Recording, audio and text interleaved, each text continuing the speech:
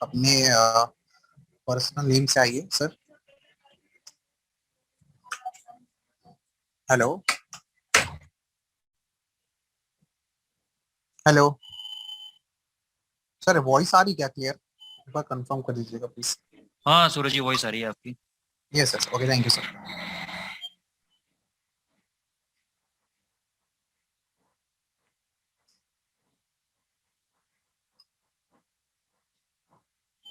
Good evening Ravi ji, and good evening to all the participants. So guys, एक दो minute और wait कर लेते हैं और फिर हम लोग अपना वेबिनार चालू करते हैं। दो तीन लोग शायद रह गए हैं, वो जैसे ज्वाइन होते हैं हम यस लोग सर। अपना वेबिनार चालू करते हैं। गुड इवनिंग नवीन जायसवाल जी और सब। Good evening sir.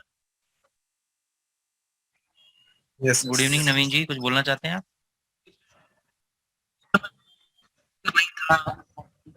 हेलो। ठीक है सर। हाँ, आपकी वॉइस क्लियर नहीं आ रही है सर। आप? अभी आ रही सर? हाँ, अभी आ रही है। सर मैं ये बोल रहा, लास्ट 2 लेक्चर मैं नहीं था, आउट ऑफ इंडिया था। प्लीज अच्छा, थोड़ा शॉर्ट में ब्रीफ कर दीजिए। तो देखो शॉर्ट में तो ऐसा है कि उसमें हमने ये सीखा था कि फॉरेक्स मार्केट क्या होती है, ठीक है ना। दूसरा हमने ये सीखा था कि जैसे करेंसीज होती हैं, 7 मेजर करेंसीज पेयर्स होते हैं।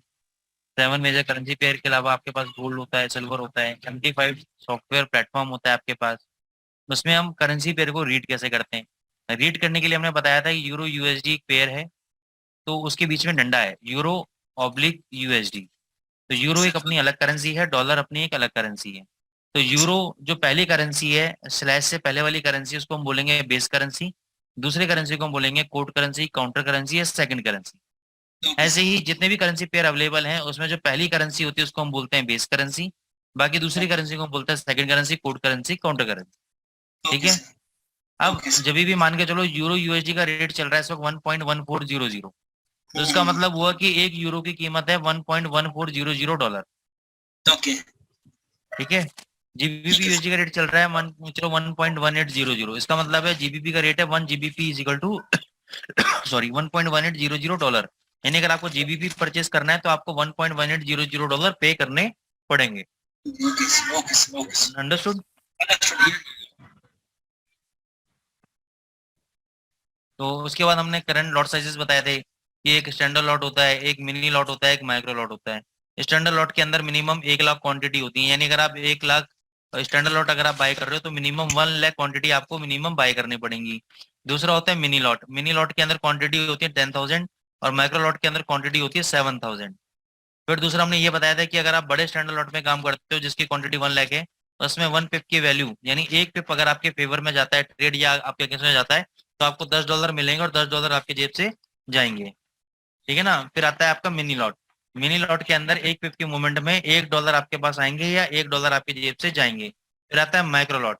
एक माइक्रो लॉट के अंदर 0.10 सेंट्स आपको मिलेंगे या आपके जाएंगे। तो ये लॉट साइज हमने डिस्कस किया था।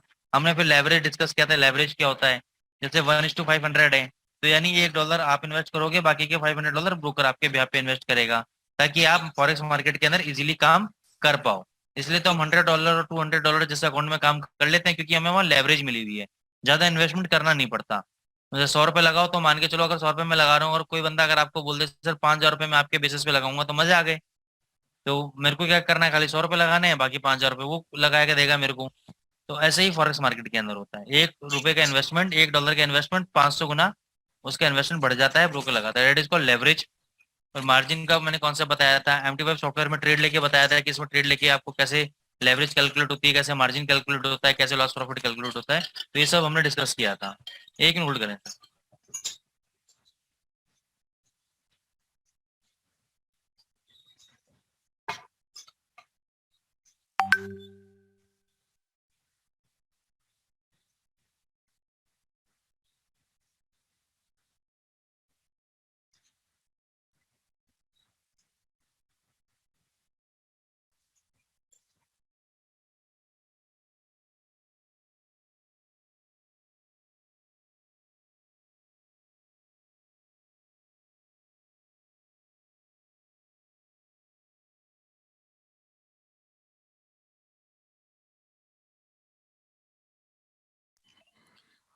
ये सर, अभी सेशन स्टार्ट कर सकते हैं क्योंकि अभी मैक्सिमम पार्टिसिपेंट्स आ चुके हैं ऑलमोस्ट।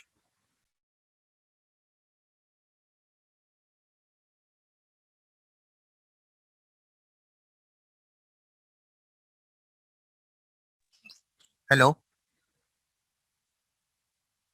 हेलो।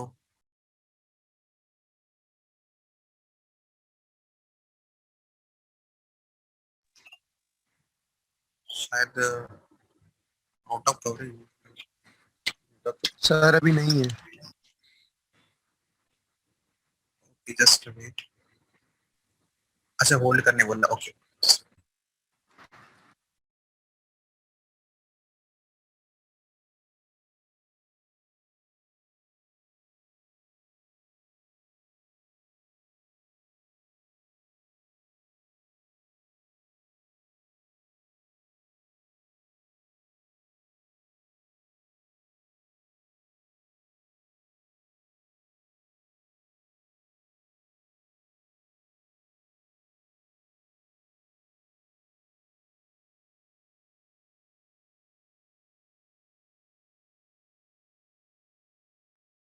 हाँ जी गाइस, तो हम लोग यही डिस्कस कर चुके थे 2 क्लास के अंदर।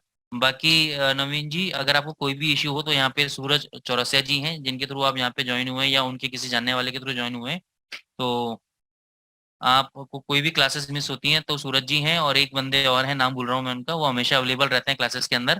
तो उनसे आप एक बार कोऑर्डिनेट करके अपनी क्लासेस ले सकते हैं, या अगर आप जिसके भी थ्रू आए हैं तो वो उनके साथ कोऑर्डिनेट करके जो रह जाता है तो उनके थ्रू आप पूछ सकते हैं। और उसके बाद भी अगर आपको कोई इशू आता है तो आप मेरे से नेक्स्ट क्लास में पूछ लीजिएगा।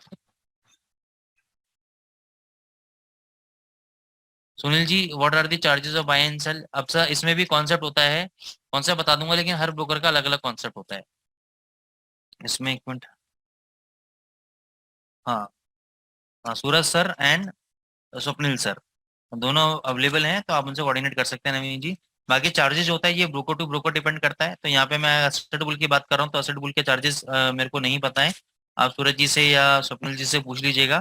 तो यहाँ पे कितने तरह के अकाउंट होते हैं, ईसीएन अकाउंट होता है, क्या होता है, वो सबके बारे में मैं आपसे बात करूंगा थोड़ा सा, और आपको कुछ बता दूं। उसके बाद मैं उसको वापस थोड़ा सा, जब मैच्योरिटी आपके अंदर आ जाएगी तो एक अगली क्लास के अंदर वही मैं आपसे लूंगा टॉपिक। तो चालू करते हैं, ऑलरेडी हमारे पास लोग आ चुके हैं। तो दोस्तों, आप ये बताएं कि लास्ट क्लास में हमने कहाँ ड्रॉप किया था, कहाँ पे छोड़ा था? Anyone from the audience? क्योंकि मेरे को याद नहीं है कहाँ पे छोड़ा था।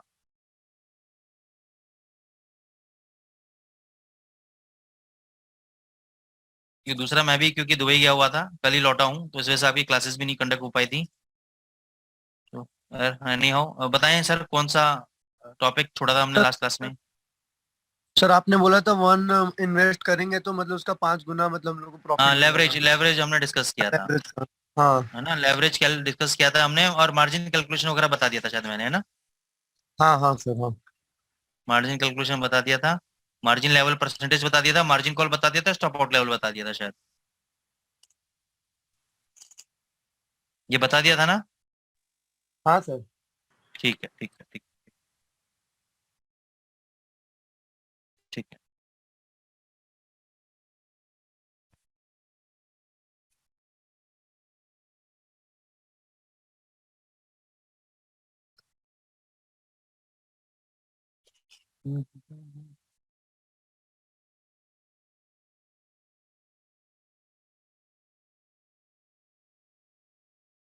दोस्तों, मैं अपनी स्क्रीन शेयर करने जा रहा हूँ, और आज से आपकी एनालिसिस का पार्ट चालू हो रहा है। आज एनालिसिस का करेंगे, और नेक्स्ट क्लास के अंदर मैं आपको एक इम्पॉर्टेंट टॉपिक रह गया था पिप कैलकुलेशन का, वो भी मैं आपको समझा दूंगा मैं आपको। तो आज हम ये देखेंगे 3 type of forex market analysis. तो हमारे पास दोस्तों तरह की एनालिसिस होती हैं: technical analysis, fundamental analysis, sentiment analysis. अभी तक आपने हो सकता है टेक्निकल के बारे में सुना हो सकता है आपने फंडामेंटल्स के बारे में सुना हो, लेकिन मैं ये श्योर हूँ आप लोगों ने सेंटिमेंट एनालिसिस के बारे में नहीं सुना होगा। और अगर एक दो लोगों ने सुना भी होगा तो कोई बहुत बड़ी बात नहीं है, क्योंकि सेंटिमेंट एनालिसिस एक ऐसा सब्जेक्ट है, एक ऐसा टॉपिक है जिसमें इंडिया में बहुत सारे ट्रेनर, 99% लोगों को इसके बारे में नहीं पता है, या जिनको पता है वो थोड़ी बहुत गलत चीजें पता है। ठीक है ना। तो सेंटिमेंट एनालिसिस एक अपना में बहुत बड़ा टॉपिक है, और एक बहुत अच्छा टूल है जिससे हम मार्केट के अंदर बहुत अच्छा कमा सकते हैं। ठीक है। अब एक मान के चलो टेबल है, और टेबल के 3 लेग हैं।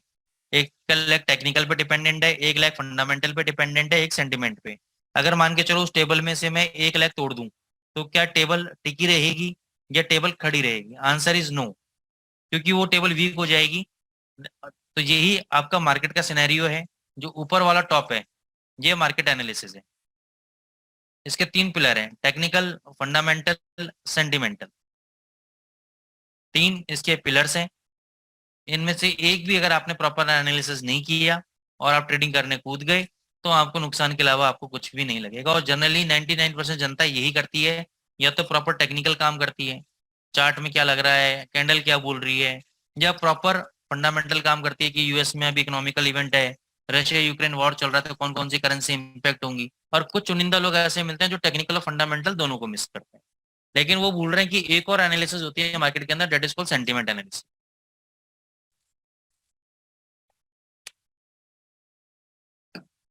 सबसे पहले हम देखेंगे टेक्निकल एनालिसिस के बारे में। Technical analysis is the framework in which traders study price movement. The theory is that a person can look at historical price movement and determine the current trading conditions and potential price movement. Someone who uses technical analysis is called a technical analyst. The trader who use technical analysis are known as technical traders. तो दोस्तों technical analysis क्या है? जो आप charts वगैरह देखते हैं, जैसे मैं दिखाता हूँ, ये चार्ट्स वगैरह आप देख रहे हैं, तो ये जो चार्ट्स हैं ये क्या है? इन चार्ट्स को रीड करना, नीचे इंडिकेटर्स हैं, इनको रीड करना कि ये अगर इंडिकेटर मान के चलो ऊपर जा रहा है तो उसका क्या मतलब है, नीचे आ रहा है तो उसका क्या मतलब है, यहाँ पे रेड जोन बन रहा है तो उसका क्या मतलब है, ग्रीन जोन बन रहा है तो उसका क्या मतलब है। तो इन सब का एक वैल्यू है, इसका एक मतलब है। This is called the technical analysis. Technical analysis क्या है? Study of the price movement. Study of the price movement मतलब कि ये जो प्राइजेस आपके ऊपर नीचे हो रहे हैं, ऊपर नीचे हो रहे हैं, ऊपर नीचे हो रहे हैं प्राइजेस आपके, ये कैसे बिहेव करेंगे, कैसे रिएक्ट करेंगे, जी अब ऊपर जाएगा नीचे जाएगा, इसी की स्टडी को हम बोलते हैं प्राइस मूवमेंट, और इसी को हम बोलते हैं टेक्निकल एनालिसिस। तो टेक्निकल जो ट्रेडर होता है generally ascribe to the believe that it's all in the chart. It's all in the chart का क्या मतलब है कि टेक्निकल एनालिसिस वाला ये बोलता है कि जो भी मार्केट में इंफॉर्मेशन आपको अवेलेबल है, अगर आपके पास इंफॉर्मेशन अवेलेबल है कि यूरो ऊपर जाएगा तो वो चार्ट में आपके नजर आएगा। अगर आपके पास इंफॉर्मेशन है कि यूरो नीचे आएगा, वो चार्ट में आपके नजर आएगा। तो अगर आपने चार्ट को सही से पढ़ना सीख लिया तो जितने भी फंडामेंटल इंफॉर्मेशन है, सेंटिमेंट इंफॉर्मेशन है, सब टेक्निकल एनालिसिस के अंदर मिल जाता है। क्योंकि देखो इसका सिंपल सा कॉन्सेप्ट क्या है, अगर प्राइस ऊपर जा रहा है, ये देखो प्राइस अगर नीचे आ रहा है, इसका मतलब सेंटिमेंट कहीं ना कहीं वीक है, सेंटिमेंट कहीं ना कहीं वीक है, ठीक है ना। तो प्राइजेस अगर ऊपर जा रहे हैं इसका मतलब सेंटिमेंट इसके अच्छे हैं, मतलब ये अच्छा ऊपर जा सकता है, कोई ना कोई इन्फॉर्मेशन है इनके पास।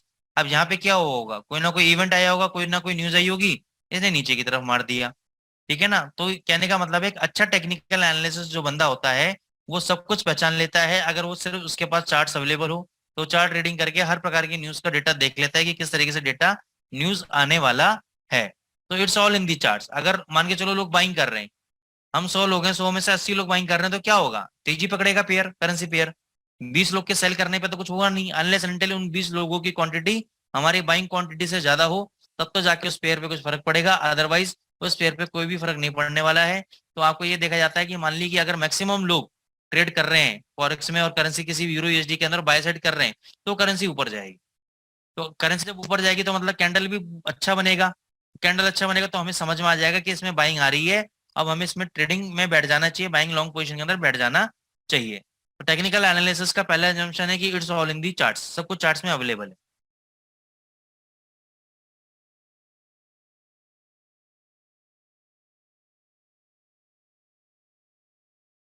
ठीक है ना। The simply mean that all the fundamental information is price into the current market price.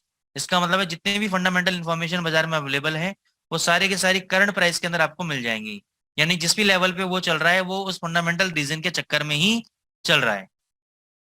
If price reflect all the information that is out there, then price action is all one would really need to make a trade. Technical analysis look at the rhythm, flow, and trends in the price action. Now, have you ever heard the old adage, history tend to repeat itself? Well, basically what technical analysis is all about. मतलब देखो दूसरा junction, history tend to repeat itself. अगर बाजार ऊपर गया है तो बाजार ऑब्वियसली बात है नीचे भी आएगा, और नीचे गया है तो ऊपर भी जाएगा। तो बाजार में कुछ ऐसे पैटर्न्स होते हैं चार्ट के अंदर, मान के चलो कोई पहाड़ वाला पैटर्न है, कोई माउंटेन वाला पैटर्न है चार्ट के अंदर, और जब वो बना वहां से बाजार अच्छा वाला गिरा, तो अब वो क्या है, वो पैटर्न ट्रेडर की नजरों में आ जाता है, उसको एक नाम देता है और बाजार में कहता है कि देखो ये पैटर्न मैंने आइडेंटिफाई किया है। तो वही सेम पैटर्न अगर आप चार्ट में ढूंढने की कोशिश करोगे तो आपको समझ में आएगा कि अब ये पैटर्न अगर ऐसा बन रहा है तो मुझे शॉर्ट करना है या बाय करना है, ठीक है ना। तो काम करते हैं, लेकिन उसके लिए भी आपको एक्सपीरियंस की सख्त जरूरत है। तो this is your first step. आपने जो क्लासेस बिगिन की हैं, this is your first step, उसके बाद हम लोग धीरे धीरे आगे बढ़ेंगे। अब दोस्तों दूसरी एक बात है, technical analysis not so much about prediction, it is all about the probability. इसको समझो बात को, टेक्निकल एनालिसिस या फंडामेंटल एनालिसिस या सेंटिमेंट एनालिसिस दोस्तों 100% नहीं होता। और ये क्या, वर्ल्ड में कोई भी थ्योरी आपकी 100% नहीं होती। 100% का कोटा सिर्फ भगवान ने अपने पास रख रखा है, 100% कुछ भी नहीं होता। टेक्निकल एनालिसिस का मतलब यह है कि आपका प्रोडिक्शन करना नहीं है कि ऐसा हो जाएगा, एक प्रोबेबिलिटी का गेम है कि सर ऐसा हो सकता है, ये लेवल टूटा तो यहां तक जा सकता है, ये लेवल नीचे टूटा तो यहां तक गिर सकता है। अब जोशी के पास जाते हो, जोशी क्या करता है, एक प्रिडिक्शन करता है लेकिन प्रोबेबिलिटी के साथ करता है, 100% नहीं करता। जो 100% करता है उसकी जनरली 100% सही नहीं चलती है, लेकिन जो प्रोबेबिलिटी का बताया कि भाई ऐसा भी हो सकता है, यहाँ तक ऐसा बन रहा है, इनका ऐसा बन रहा है, इसका ये उपाय करो, it's all about the probability. तो technical analysis not about prediction. आपको ये नहीं प्रोडिक्शन करना, जनरली क्लाइंट मिलते हैं, सर अब क्या जाएगा यूरो, 100 पिप गिर गया सर, 500 पिप गिरने के बाद फोन करेंगे, सर अब क्या होगा इसमें। जैसे मैं उनको टॉप और बॉटम बता दूंगा कि भाई यहाँ नहीं, 500 पिप गिर गया, यहाँ से बाय कर लो, यहाँ से भगेगा। मेरे पता लगा वहां बाय कराया, 300 पिप वहां से और नीचे गिर गया। ठीक है ना, तो ऐसा नहीं होता है। पहले अपने माइंड को क्लियर करो कि technical analysis not about the prediction, it's all about the probability. Now we will talk about the दोस्तों fundamental analysis.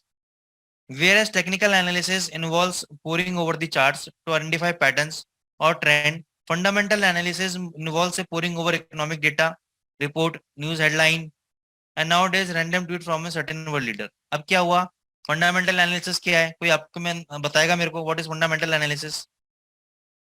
Anyone just raise your hands.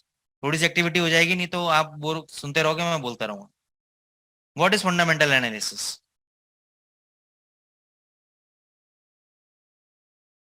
Come on guys, raise your hands. कौन जवाब देगा what is fundamental analysis? या type in the chat box की sir मेरे को नहीं पता। हनीफ उस्मानी सर,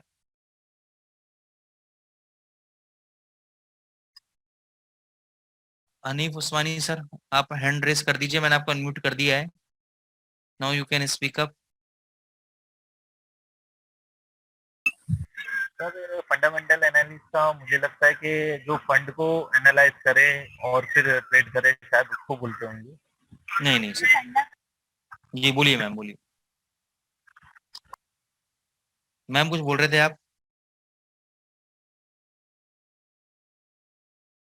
चलो नहीं हो। देखो दोस्तों, फंडामेंटल एनालिसिस फॉरेक्स में क्या है, इंडियन मार्केट में क्या होता है, इंडियन मार्केट में बैलेंस शीट देखते हैं, रेशियो एनालिसिस देते हैं, कैश फ्लो स्टेटमेंट देखते हैं। अब करेंसीज की क्या बैलेंस शीट देखोगे आप, तो फॉरेक्स मार्केट में होता है आपका इवेंट बेस। इवेंट क्या है, inflation, interest rate, economic data में, जैसे फंडामेंटल में आपका आ गया non farm payroll data, GDP data, retail sales data. तो ये सारे इवेंट्स होते हैं जो कि करेंसी पेयर पे इम्पैक्ट डालते हैं। प्लस किसी कंट्री से दूसरी कंट्री का वार हो रहा होता है, जहाँ पे अमेरिका का इन्वॉल्वमेंट हो रहा होता है, वहां पे भी देखा जाता है कि कौन सी कंपनी वीक पड़ रही है, कौन सी स्ट्रांग पड़ रही है, तो उसके अकॉर्डिंग भी ट्रेडिंग करी जाती है। सिर्फ पेपकॉन, मतलब सिर्फ इस छोटी सी चीजों से आपको नहीं पता लगेगा कि कैसे क्या होता है, लेकिन जब आप इवेंट का देखेंगे, एनालिसिस करेंगे, जीडीपी डेटा का क्या है, रिटेल सेल्स डेटा का डेटा कैसा आ रहा है, नॉन फार्म पेरोल का डेटा कैसा आ रहा है, इन्फ्लेशन यानी महंगाई दर का डेटा कैसा आ रहा है, वो सारे डेटा इवेंट्स आपके फॉरेक्स मार्केट में इंप्लीमेंट होते हैं। दूसरा, रशिया यूक्रेन वॉर हो गया, चाइना ने ताइवान पे अटैक कर दिया, तो गोल्ड पे क्या इम्पैक्ट पड़ेगा इसका, यूरो पे क्या इम्पैक्ट पड़ेगा, डॉलर पे क्या इम्पैक्ट पड़ेगा, तो that is called the fundamental analysis. आगे चलते हैं। तो देखो उसमें भी 3 पार्ट होते हैं फंडामेंटल एनालिसिस में भी। एक इकोनॉमिक तरीके से आप एनालाइज करोगे, एक सोशल तरीके से एनालिसिस करोगे, दूसरा पॉलिटिकल फोर्सेस। ये 2-3 तरह के चार चीजें होती हैं जिनकी तरफ से आप एनालिसिस करते हो। If you think about it, this makes a whole lot of sense, just like in your economics 1-on-1 class, it is supply and demand for the determined price, in our case the currency exchange rate, and using supply and demand is an indicator of where prices could be headed its way. The hard part is analyzing all of the factors that apply supply and demand. देखो सीधी सी बात है, अगर आपकी country की shape अच्छी होगी तो आपकी जो कंट्री की करेंसी है, जैसे अमेरिका की बात करता हूं, तो अमेरिका की कंट्री की करेंसी कौन सी है, डॉलर। तो अगर अमेरिका की सिचुएशन अच्छी होगी तो डॉलर के रेट बढ़ेंगे। तो सीधी सी बात है, good health for the economy, good for the currency, simple as that. Bad economy, low currency, bad economy. Let's say that the US dollar has been gaining strength because the US economy is improving. As the economy gets better, raising interest rate may be needed to control growth and inflation. Higher interest rate make dollar denominated financial assets more attractive. अब इसके बारे में मैं आपसे जब ये fundamental का concept चालू होगा तब बात करूंगा. दूसरा आता है दोस्तों sentiment analysis. Sentiment analysis used to gauge how other traders feel about a particular currency pair. The forex market does not simply reflect all of the information out there because traders will all just act the same way. Of course, that is how things work. This is why sentiment analysis is important. Each trader has his. अब इसको इस तरीके से समझो. Basically, मान के चलो एक कमरे में 100 ट्रेडर हैं.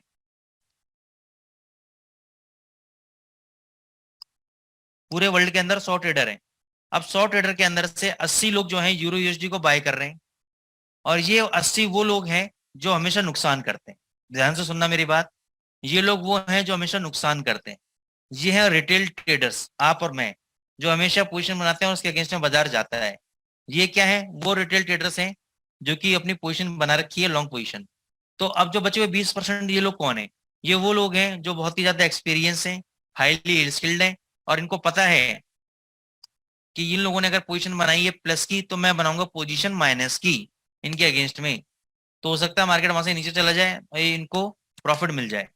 Date is called the sentiment analysis. कि सेंटिमेंट किस तरफ है मार्केट के, लोगों के सेंटिमेंट किस तरफ है. क्योंकि इसमें देखो ज्यादा तो लोग, मतलब अगर मैं आपको बोलूं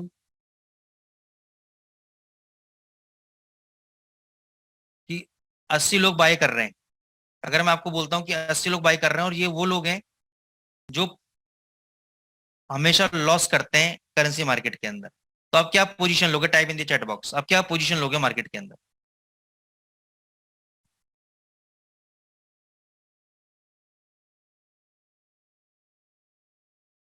रवि जी, स्टॉक मार्केट का भी कोर्स मैं कराता हूं लेकिन वो सेपरेटली है, ठीक है ना. तो उसके रिगार्डिंग आप सूरज जी से बात कर लीजिएगा, उसका सेपरेट कॉन्सेप्ट है, वो मैं सेपरेटली कराता हूँ. बिल्कुल. सुनील जी यस, यश शिंदे जी सेल, यूवी जी cell, Akshay Kumar ji bye, Chaurasia sir bye नहीं करेंगे, सेल करेंगे सर. अक्षय जी क्यों? क्योंकि मैंने बोला कि 80 लोग अगर यूरो यूएसडी बाय कर रहे हैं और ये लोग वो हैं जो हमेशा नुकसान करते हैं, यानी मार्केट हमेशा इन लोगों के अगेंस्ट में चलती है जब भी ये बाय करते हैं. तो हमें क्या करना है? सेल करना है. क्योंकि जैसे ही वो बाय करेंगे वो यूरो यूएसडी का पेयर गिरेगा तो हम सेल पोजीशन लेंगे. That is called sentiment analysis.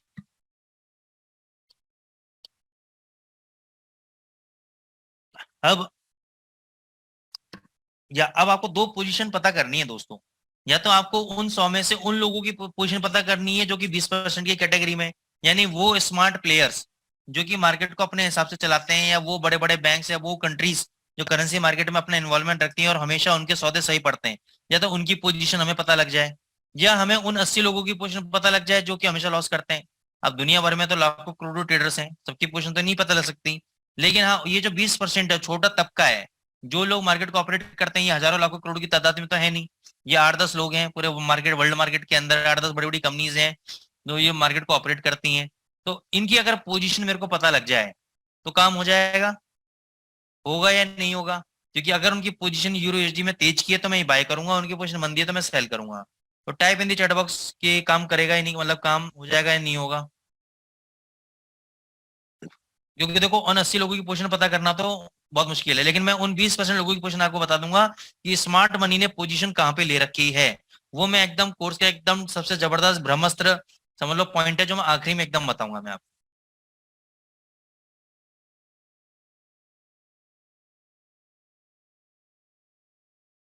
ठीक है ना. अब which type of analysis for forex trading is best. अब ये दुनिया भर का मैंने लिख रखा है थ्योरी, इसमें पढ़ाऊंगा तो कोई आपको ज्यादा. अच्छा चलो पढ़ा देता हूँ उसको थोड़ा सा ना ड्रामेटिक वे में इसको पढ़ते हैं. पहले से सेंटिमेंट. दोस्तों ये मीटिंग 10 मिनट में एंड हो जाएगी, तो अगर 10 मिनट से पहले अगर हमारा खत्म नहीं होता है तो आप वापस से ज्वाइन कर लीजिएगा.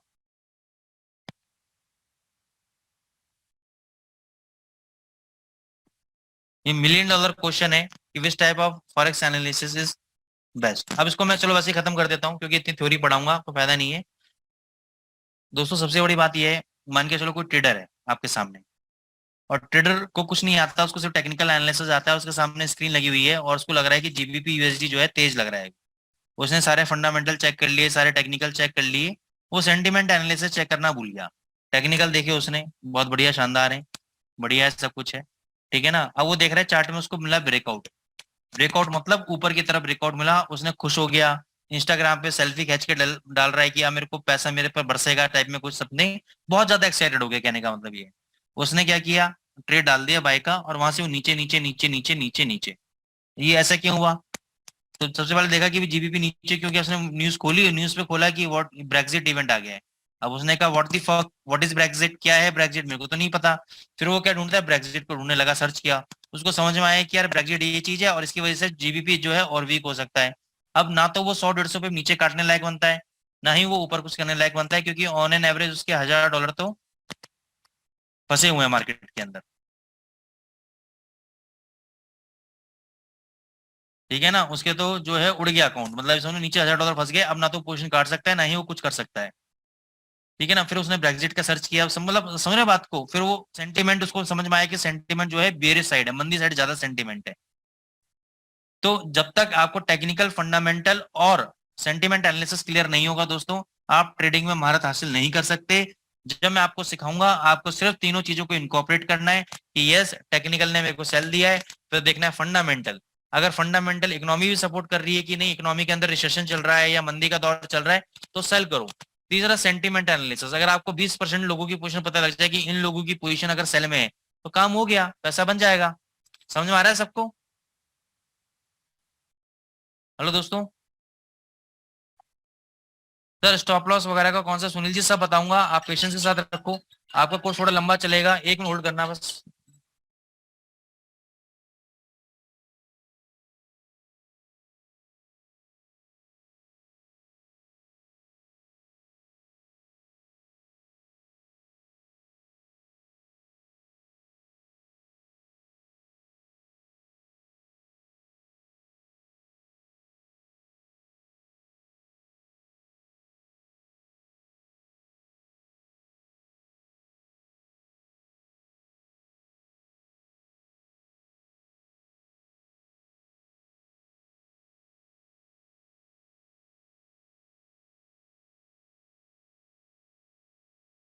सो गाइस ये आपका बेस था आज, तो ज्यादा समय आज का नहीं लूंगा, सिर्फ आपको ये बेस बताना था कि what is technical, what is fundamental, what is sentiment analysis. कल से हम अपना टेक्निकल एनालिसिस की जर्नी स्टार्ट करेंगे। उससे पहले मैं आपको बताऊंगा कि अगर पिप कैलकुलेशन हो गया या नहीं हुआ, कि how to calculate the pip. Hanif Usmani sir.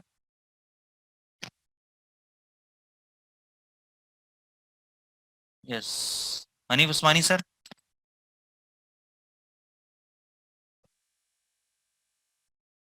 No, yes sir, नहीं बोलिए। हुआ, नहीं हुआ सर। नहीं sir, how to calculate the value of a pip. No no no, नहीं हुआ। ठीक है, कोई दिक्कत नहीं है, इसको भी कल लूंगा और थोड़ा सा टेक्निकल एनालिसिस करेंगे, और थोड़ा सा कल 1 घंटा आराम से स्पेंड करेंगे ताकि मैं आपको चीजें डिटेल में बता पाऊं। अच्छा दूसरा ऐसा है दोस्तों, कल है संडे, कितने बजे कंफर्ट, वैसे तो रात को 9 बजे अपना शेड्यूल है कल रात को, लेकिन उसके अलावा का कोई टाइम चाहते हो आप? Okay Ravi ji, early morning चाहते हो कोई, या रात को 9 बजे रखें कल? सर अर्ली मॉर्निंग अच्छा रहेगा सबके लिए। लेकिन अब इसके लिए अर्ली मॉर्निंग कितने बजे, क्योंकि 10 बजे मेरा ऑलरेडी बैच है, 11 बजे बैच है मेरा, उससे पहले बताओ। आपको फ्लेक्सिबल टाइम हो उस हिसाब से अगर बताएंगे तो सबको तो अगर एक काम बेहतर करें, लगेगा। वैसे तो देखो अपना ये है, क्या नाम है आपका, रात को 9 बजे फिक्स है ही अपना, लेकिन फिर भी एक बार अपना टाइमिंग लिख के भेज दें आप। अर्ली मॉर्निंग 8 बजे, किसने बोला 12 बजे? सर पीडीएफ दे दूंगा मैं आपको, डोंट वरी, 8 बजे मॉर्निंग। देखो सर मैं टाइमिंग बता देता हूँ, 8 PM कितने लोग ओके हैं?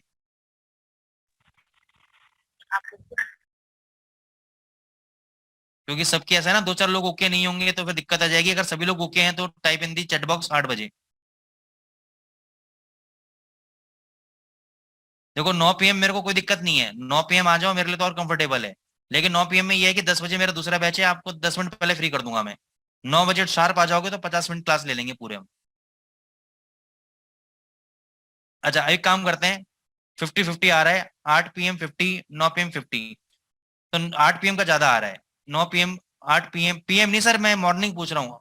आप लोग इवनिंग बता दिया आपने, 8 PM, अर्ली मॉर्निंग पूछ रहा हूँ मैं, AM, सुबह 8 बजे। ठीक है, तो मैक्सिमम लोग सुबह 8 बजे के लिए बोल रहे हैं, तो अगर कल सुबह 8 बजे हम कर लेते हैं, क्योंकि सुबह सुबह क्या होता है ना, फ्रेश माइंड रहता है, बिल्कुल संडे का दिन है, रात को 12-1 बजे भी सोगे तो 6-7 बजे तक तो उठ ही जाओगे, ठीक है ना।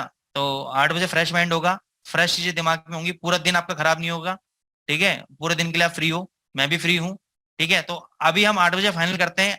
कुछ ऐसे लोग जो बिल्कुल ही अनकंफर्टेबल हैं, 8 बजे नहीं आ सकते, जस्ट रेज योर हैंड्स, क्योंकि 1-2 बजे की लोगों की वजह से थोड़ा सा डिस्टर्बेंस हो जाएगा, नहीं तो ऐसा नहीं कि किसी को हम छोड़ भी नहीं सकते, सबके देखनी पड़ती है हमें।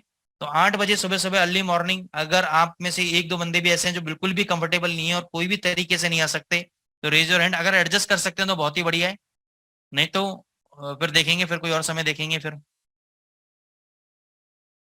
ठीक है, सब 8 बजे आ सकते हैं, थैंक यू सो मच। तो क्या नाम है, Suraj ji, are you there?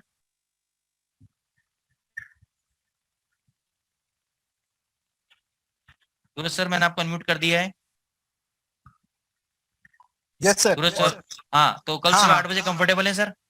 ये सर कंफर्टेबल है सर। ठीक है, तो दोस्तों सबसे बड़ी लिंक है कि आपके पास सूरज जी की तरफ से या इनकी टीम, असेटबुल की टीम की तरफ से लिंक नहीं आए तो आप डरना मत, क्योंकि जो लिंक आज आपको मिला है ये लिंक कल सुबह 8 बजे के लिए भी वैलिड रहेगा, ठीक है। तो अगर आपके Okay, पास कोई भी इन्फॉर्मेशन नहीं आती, मैं 8 बजे कल सुबह आपको मिलूंगा, तो 8 बजे आप ज्वाइन कर लीजिएगा सेम लिंक से, ठीक है गाइस, डन सर, डन। तो कल अपन आधी 1-1.5 घंटा बैठ के इसको मतलब अच्छा खासा कवर अप करते हैं इसको, ठीक है।